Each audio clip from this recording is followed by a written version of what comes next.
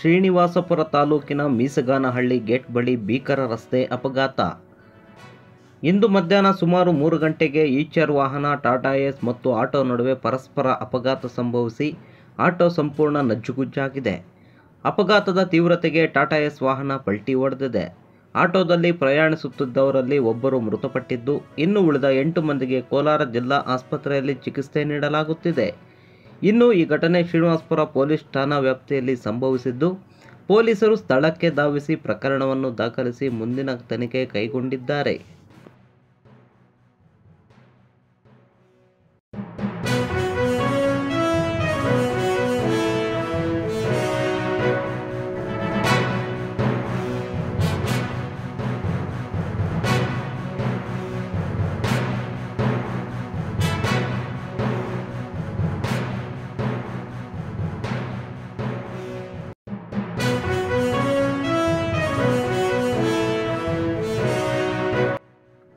News report Ravi, VK18 news Kannada.